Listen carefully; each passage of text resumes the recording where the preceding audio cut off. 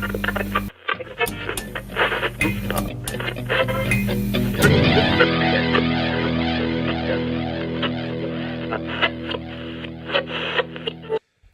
welcome. My name is Mark Deuze. I'm a professor at the University of Amsterdam in the Netherlands.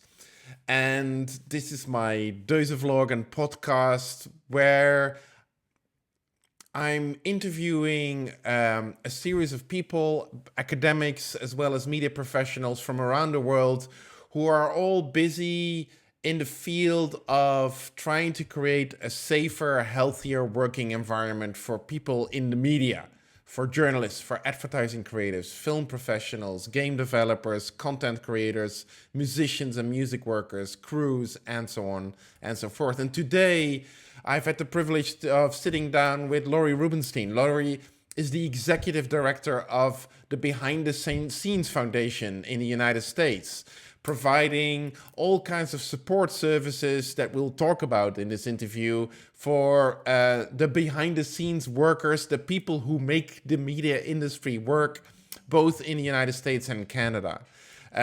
Lori started her career as a ballet dancer back in the late 1970s, worked her way up at theaters, became part of the Theatrical Dealers Association, the Entertainment Services and Technology Association, and then since 2005 was part of the Behind the Scenes Foundation, of which she's now the executive director. In her work and in our interview, we talk a lot about all the different resources and tools the foundation makes available to people in the industry, across the industry, film and television crews, live crews, theater crews, and so on and so forth.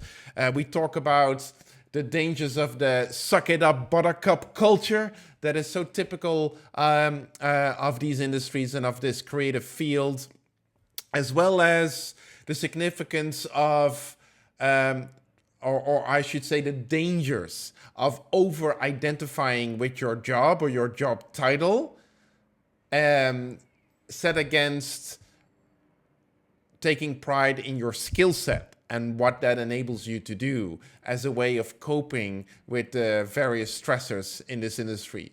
I hope you enjoy this interview and all the other interviews in this series. Please drop me a line or leave a comment or share what you're working on. Happy to include your voice in this process.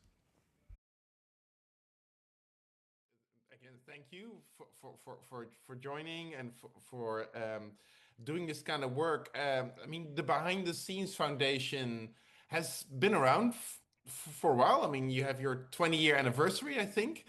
Yes. And so maybe can you tell me a little bit about that history? And at some point, you launched this, what seems to me from looking at your history, really significant moment, this survey among people working in the industry that produced some pretty eye-opening results, and that has really sort of amplified the kind of work that you do with the foundation. Can you take me through that a little bit?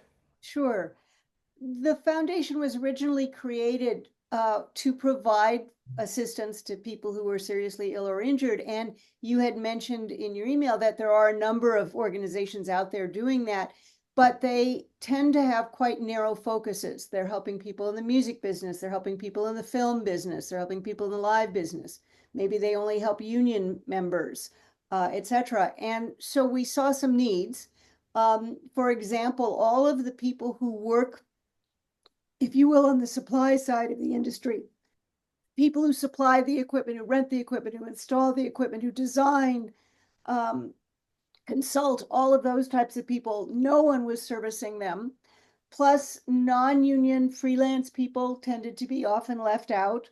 Right. And so we formed with a very broad mission, which was to help in any area of entertainment, whether it be live, whether it be motion picture and television, broadcast, trade shows and conferences, themed environments, any of that.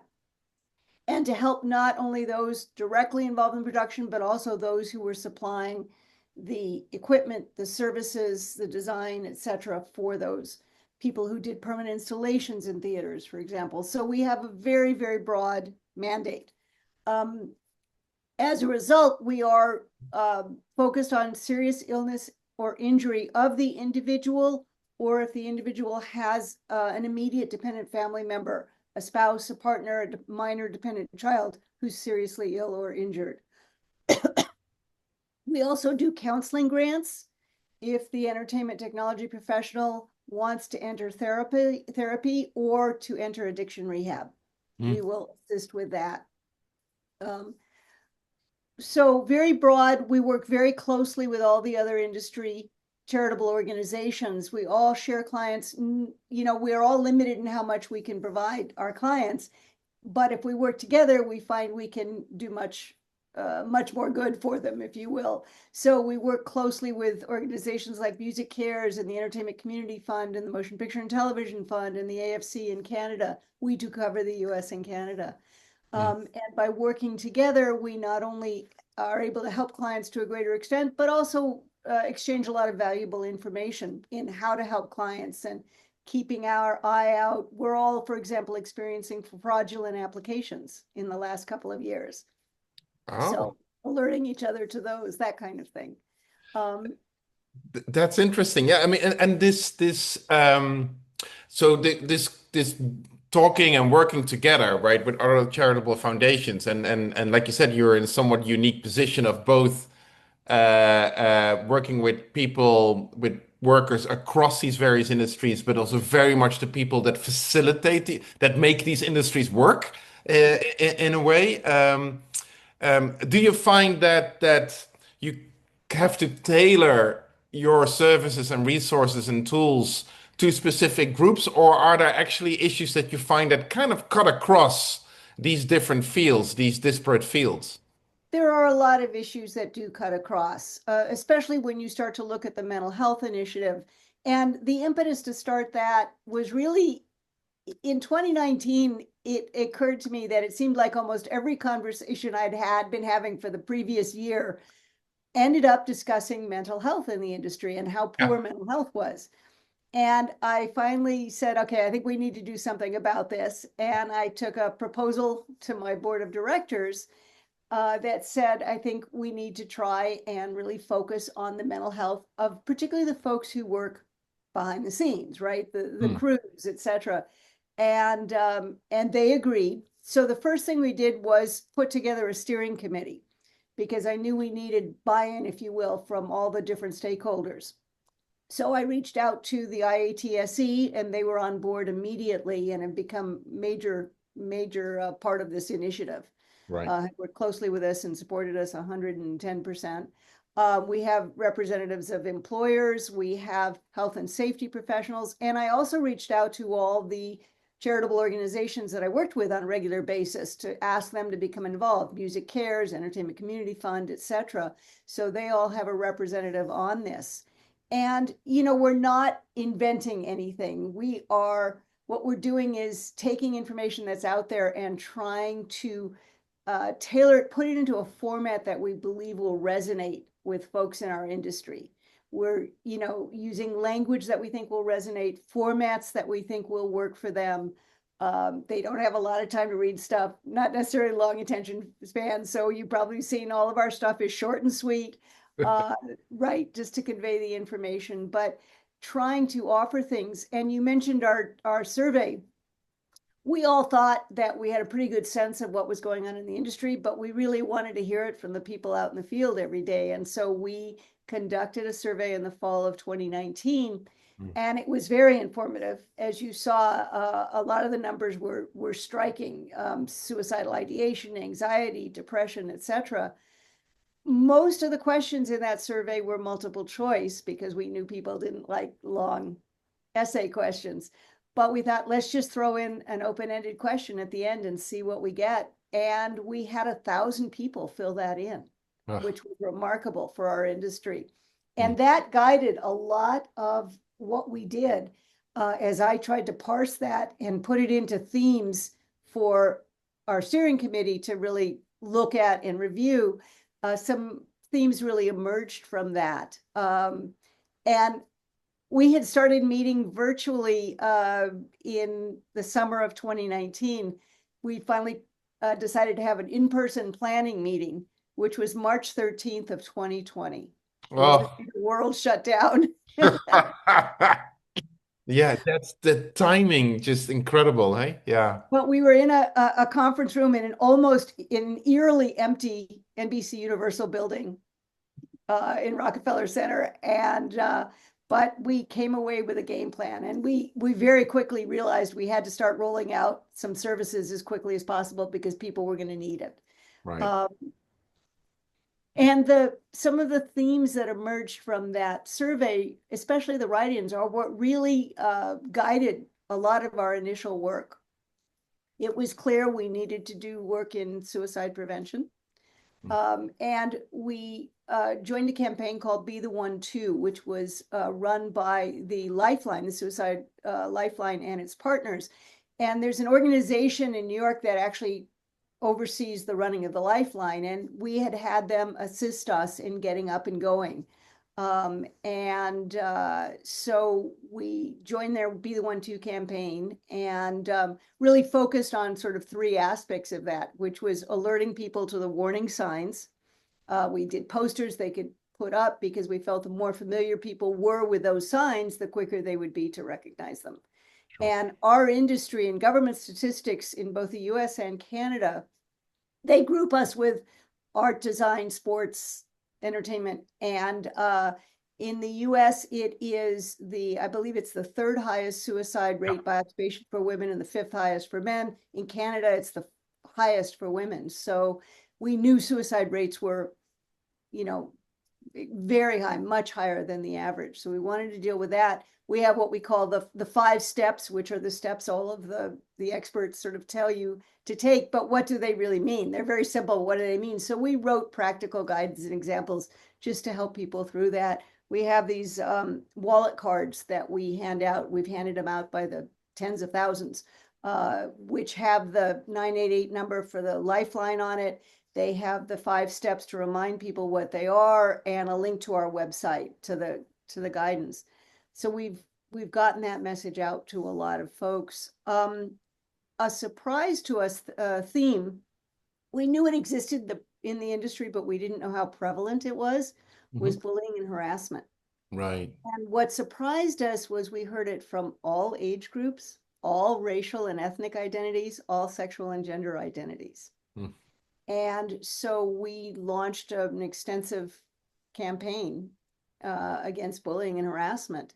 And it has a lot of different factions to it. We have information for people who are the targets of that kind of attention, what they can do to help protect themselves. We have posters that we ask people to put up, reminding people that both words and actions can cause harm, because a lot of time it's not intentional and people don't realize what they're saying or doing can cause harm. We focused a lot on bystander intervention. Mm. We heard from a lot of people that when they witnessed that behavior, they'd like to step in, but they didn't know how to do it safely. And we found an organization, a social justice organization called Right to Be, that specializes in bystander intervention. And they had one focused on work, but it was geared towards office workers, if you will. So we worked with them to customize it to make sure that the language would resonate and that the scenarios that were used were scenarios that people would recognize as coming from their workplace. And we know we've hit that when, we'll be doing a webinar and we'll see in the chat, that happened on my job site yesterday, kind of Right. thing. Right. And several of their trainers are from the entertainment industry. So they're able to bring their own personal experience as well. And we've been offering those quarterly, free webinars quarterly, thanks to the sponsorship of the IATSE International. And they're just 90 minutes. But what we liked about this organization is that they teach real tools that are very simple to implement. People go away feeling really empowered to do something. So we've been focused a lot on that. We have a sample employer policy for smaller employers that want to do something but don't know how to get started. Information about cyberbullying. And, it's a mix of things. Sometimes we'll write our own materials. If we think there's a lot of good material out there, we'll do our research and then link to the sites that we feel are appropriate. How do you, because all the issues you mentioned, they do occur, unfortunately, across, any economic sector. And we know now, thanks to your work and your survey and the surveys of similar organizations around the world, that some of these statistics are unusually high in specific and creative entertainment, media related occupations, which would suggest to that some of this is sort of a generic issue that we can approach with using generic materials. But I can also appreciate, and I hear you saying that as well, that sometimes you really need to make this sort of tailor-made to be able to speak to the particularities or the eccentricity, if you will, of a media working environment. I mean, what is exactly the translation tool for you? Like how do you make something useful for people specifically working in the media industries? Well, it's just being aware of the types of working environments that they have. Mm, Uh, Understanding the situations, like when we wrote the scenarios for the bystander intervention, understanding the situations people run into on a daily basis in their work. Um, there's a lot of similarities, not only to our industry, but to other industries. I've done some work with some of the construction industry and a great many similarities. But there is a mindset among our industry that we're very special, very we are, unique, yeah. and in many ways it is, but there are a lot of commonalities, but people don't always want to recognize that. They want to be treated as very special. And I think just simply that acknowledgement of, here, we've done this specifically for you, even if we're borrowing a lot of common elements, just saying we've done this specifically for you Right. has an impact psychologically on people. Yeah. Yeah. Yeah. It really does. And there are other things that developed. Another thing that developed from the survey was how frustrated people were at not being able to find a mental health professional who understood anything about working in the industry. Yeah. I mean, this is, I mean, this sort of this therapist finder tool that you've developed. I mean, I was blown away by it because I've seen in my own country, in the Netherlands, but also in other countries, when there's a growing awareness, oh, that there might be a mental health issue, there's sort of a scramble within, employee assistance programs or human resources departments, like, oh, we need counselors.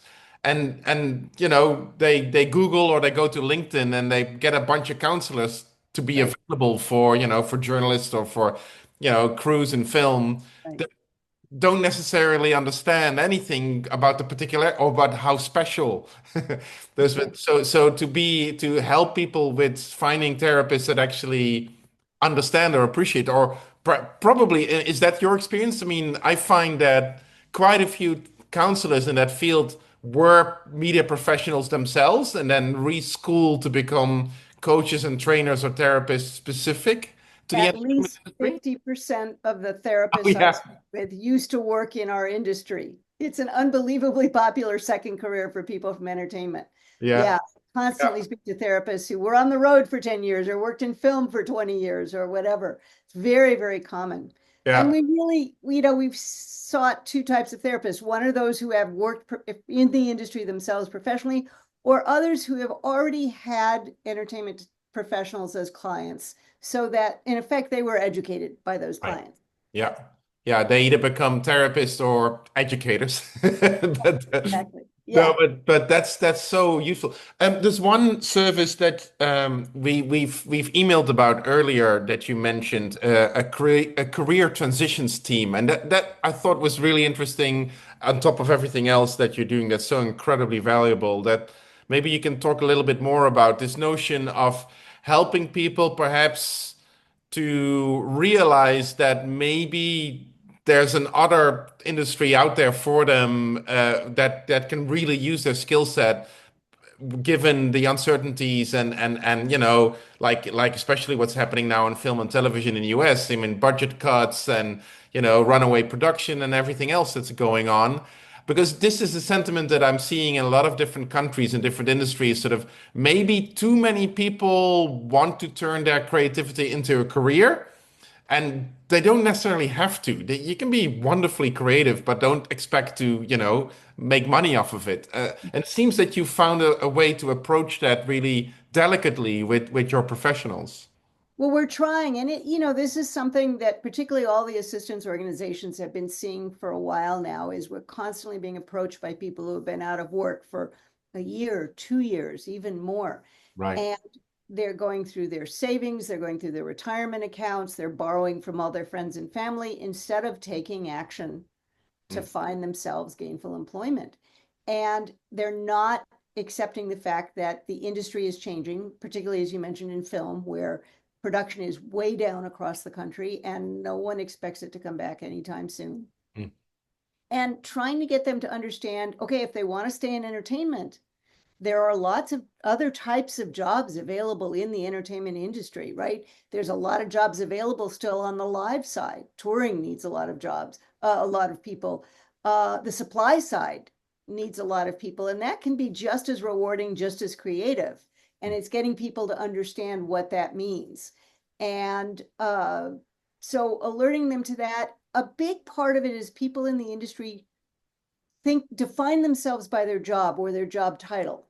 Mhm. And we're trying to change that thinking so that they start to realize that they are their skill sets and not their job title. Recognize what their skill sets are and understand that those skill sets are transferable.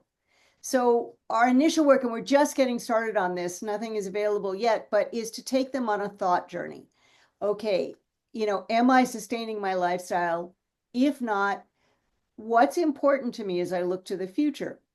Is it staying in the entertainment industry in some way, shape, or form? Is it staying in my community, or am I willing to relocate?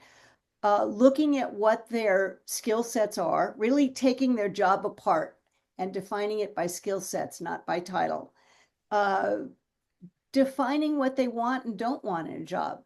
Maybe they don't want to work a 9 to 5 job, or maybe they're at a point in their careers where they can't do any heavy lifting or that kind of thing anymore. A lot of people find their body has just started to really give out on them, right? And they can no longer maintain that physical aspect of the job. So identifying strengths, identifying weaknesses, likes, dislikes, and then starting to think about what they can do. And we're sort of urging them to take a short, mid, and long-term approach. Short-term approach is, I need to pay my rent next month. Mm. What can I do to pay my rent next month? And too many people aren't considering that. And then the midterm approach is, okay, really identifying where you might want to work, what interests you, what you want to do, and what do I need to do to make myself more attractive? And so it might be getting some additional training, or doing an apprenticeship somewhere. And then that long term, what's my long term goal? And trying to take the fear out of it. You don't have to make a huge change all at once. You can do it in stages, and trying to encourage them to look ahead, don't be afraid, and really take a self-reflection, a moment for self-reflection, which too many times they don't do, they haven't done. It's the identity is a big issue, of course, as you well know, I'm sure, with people in this industry. And that fear of, if I'm not my job, what am I? It reminds me, there's this short film that was made by an Australian colleague of ours, Ben Steele, who runs the Screenwell initiative over there, Mhm. and about mental health in the Australian film industry. And it features an interview with Sam Neill, the famous actor, who talks about his struggles with health. And he says that his way through this was to realize, this is not who I am, this is what I do. Right. And that really speaks to what you're saying about this. Absolutely. I'm not my job title, I'm a skill set that Yes. I can put to work. Yes. That's really powerful. That's beautiful. I do have a couple more questions about that, but maybe before that, I was wondering if you wouldn't mind sharing a little bit about, how did you get to this? You were very kind in asking me earlier, how did I get to this topic? But how did you get? I mean, you're now directing this foundation and building all this really powerful work. I think your background is that correct, in theater? Is that where your background? I started my life as a ballet dancer, Okay, and then there we very go. quickly moved into lighting design, stage management. I worked stage management. I worked for a theater consultant for a couple of years, and then I worked for a lighting supply company for many years, a rental and production company for many years.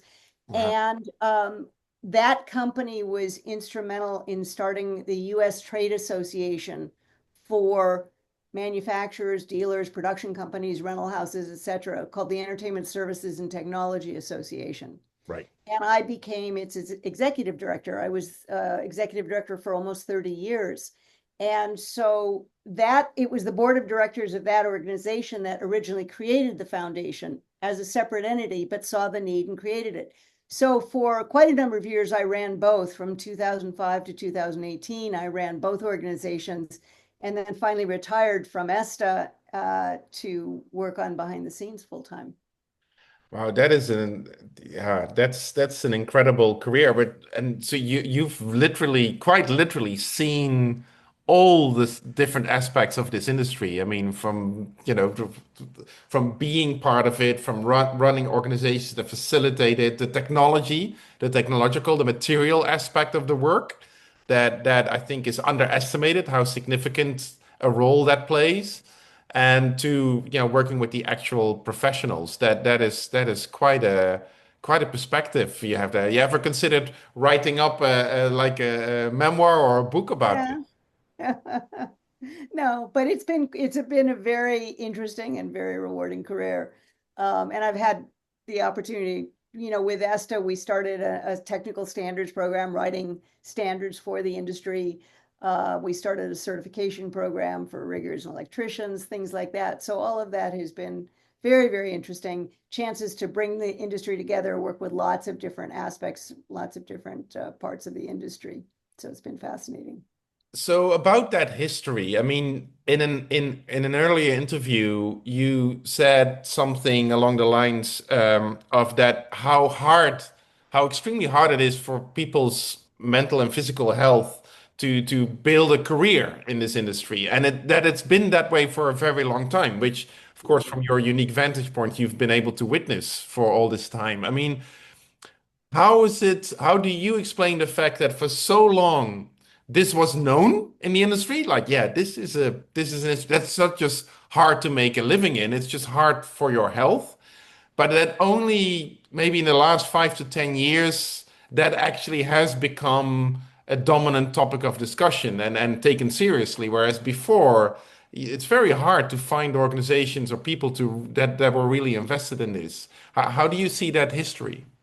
Well, I think that, the industry has long been one of you should suffer for your art. And, on the crew side, if you will, on the back end of the industry, it's been very much we call it the suck it up buttercup culture. Of crew people are expected to stay hidden and quiet and to solve everyone else's problems. They Yeah. shouldn't have any of their own, right? They're there to solve the performance problems, everyone else's problems, and get the show on. And very little attention historically has been paid to crew and to the people who are putting on, making the productions happen. Mm. And it really has taken its toll. They're not getting the limelight that performers are, right? So they stay very much hidden. Uh, long hours are demanded of them. It's a financial thing. And until the people who control the money make changes, that's not going to change. Yes, there have been some improvements. Unions have been trying to negotiate better rest periods, all of that. But it's still fraught with long hours, not enough sleep. Lack of sleep is a major issue for everyone.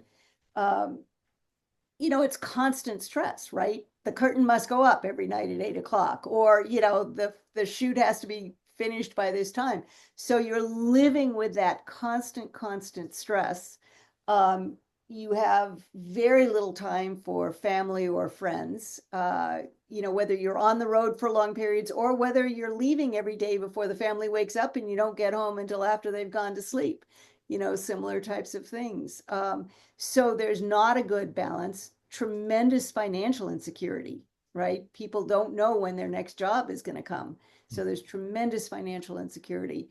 And there's that highs and lows of, you're on a tour or you're shooting a movie, let's say, or you're doing a live production where your family becomes the people you work with because you're spending way more time with them than you are with your own family.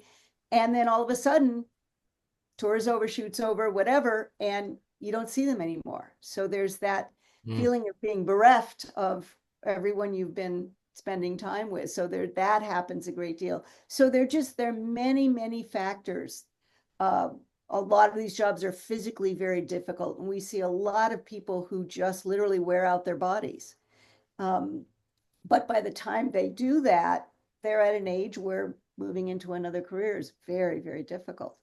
Mm. Um, so there are a lot of factors that really contribute to making the industry very difficult. Performers have their own set of issues, obviously, and each group has slightly different issues, but there are a lot of common factors. A lot of the things I've mentioned are common factors across all parts of the entertainment industry. And how because when I I have the privilege of being able to present my work on this, my research on this, and I make a list of things similar to what you're just mentioning, and it's like nobody's surprised, right? I mean, in this industry, everybody knows that's kind of part of the deal.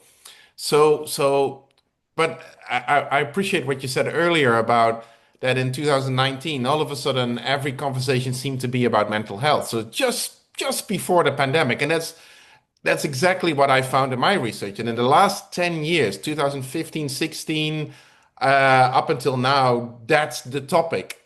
Right. But again, it's not a secret. I mean, we've known No, that this was the case for such a long time. Is there something about our time I mean, some people have suggested it's, Me Too or Black Lives Matter that have contributed, or, the economic crisis that just preceded this time period, or is there something that you've picked up on and said like, well, that might be something that has raised awareness of people about this at the moment, or? I think there are a number of different factors. I mean, in the entertainment industry, some very high profile suicides called attention to it, Oh, yeah. right? Um, Certainly the pandemic, I think we tell people that what we're trying to do here is culture change, and that takes a long time. But certain things I think may have sped up that timeline a little, and certainly the pandemic was one, Yep. because I think for the first time it was sort of okay to talk about your mental health openly because you recognize that everyone in the world was experiencing something similar, right? Our hope was that the industry would come out of the pandemic with people taking a more humane view, especially producers. And we found that wasn't true. We begged people to come back a little bit slowly. People were out of shape both physically and mentally, Mm. right? Things that came automatically to people in their job and safety things weren't quite as automatic anymore, because it had been several years in some cases. But they came back demanding 120% of people. And all of a sudden, people who wanted to still work were thrust back into it. I think it's why we lost a lot of people from the industry, Mm. because they realized that they could spend time with their families and that they didn't have to kill themselves to, working and all the benefits. So we saw a lot of people take retirement. A lot of people moved to other industries that allowed them to work a normal day and come home and be with families.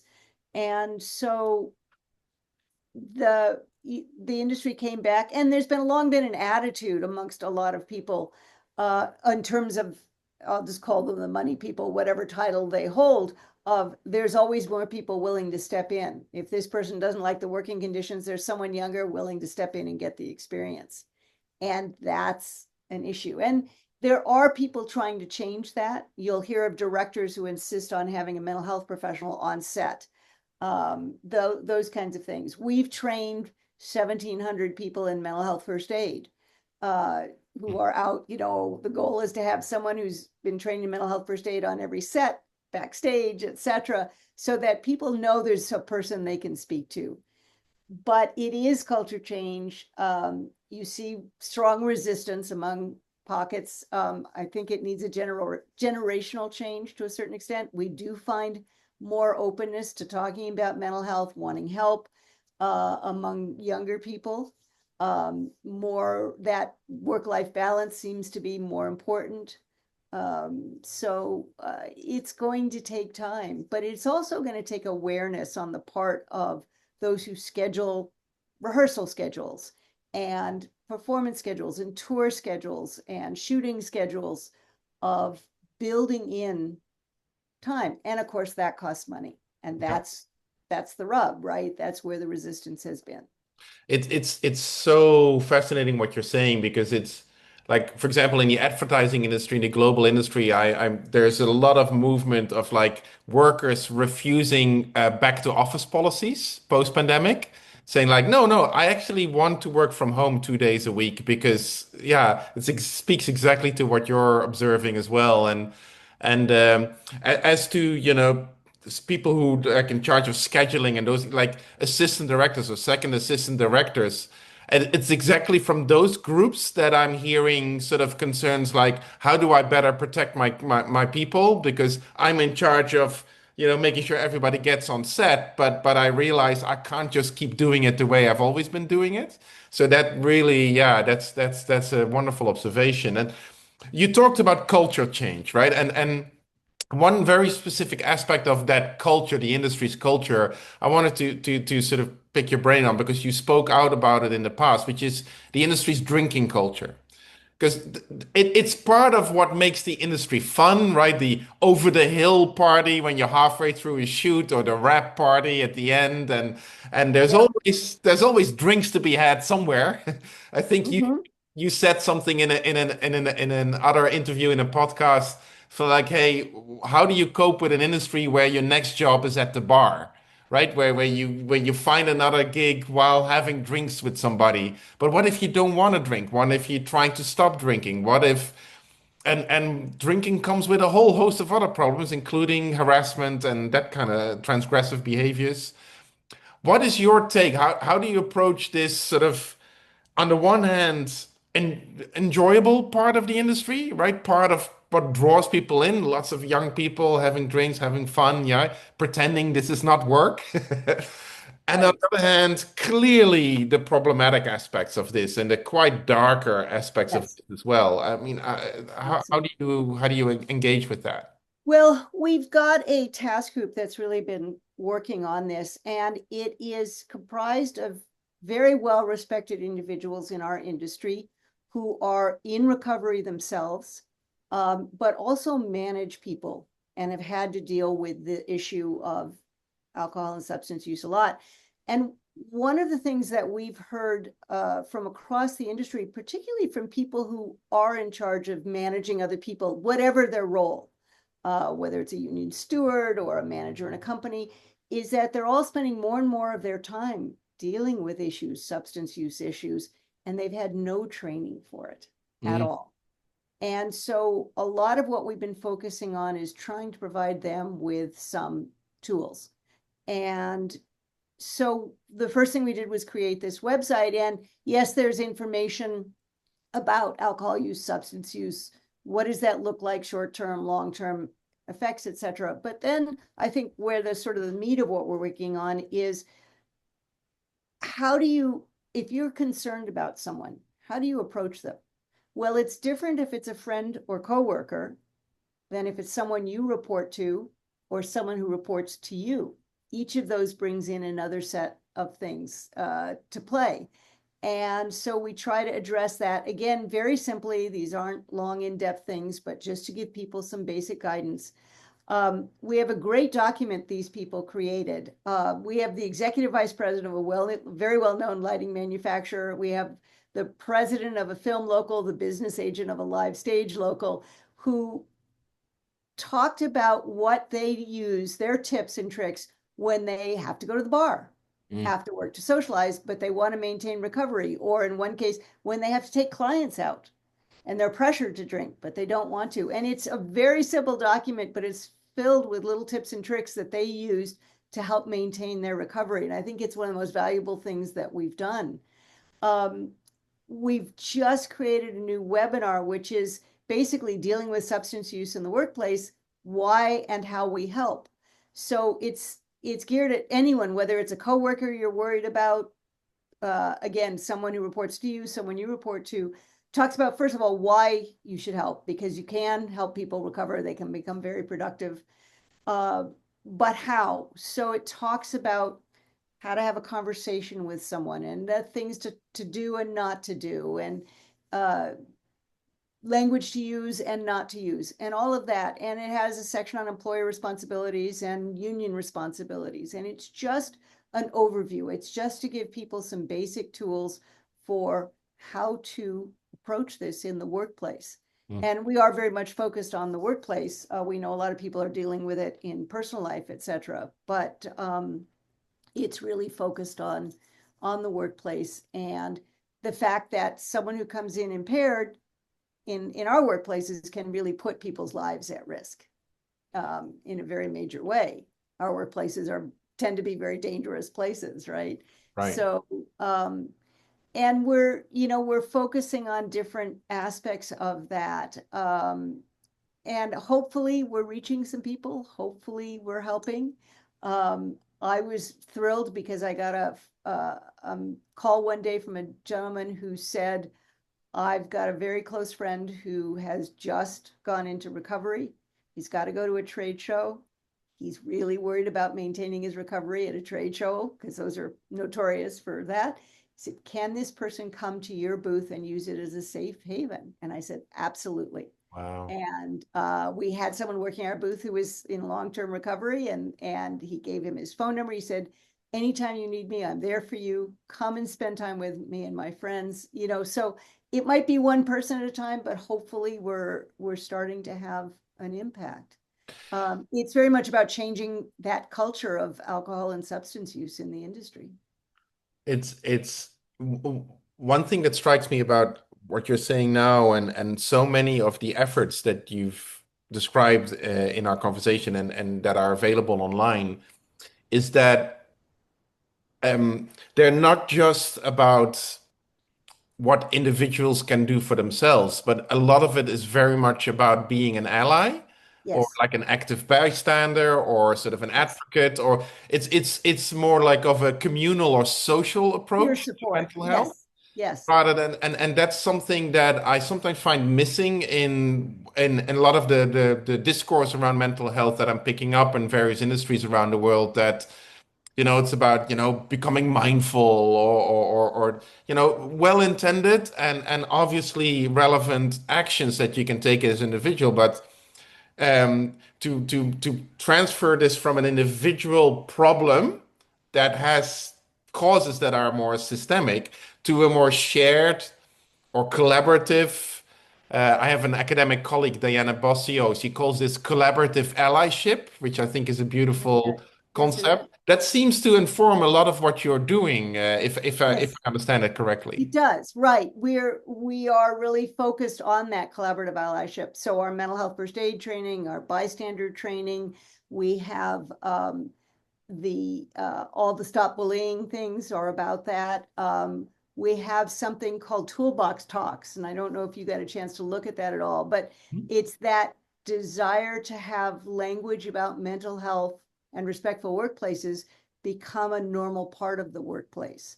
So what we ask is for people to include that language. Anyone who's doing any kind of a meeting, safety briefing, production meeting, company meeting, whatever they call it, just take a couple of sentences about that subject and include them, because we feel the more openly people talk about them, the more you reduce that stigma that's attached to it. And a lot of that language, what we do, we know it's tough to talk about if you're not a mental health professional.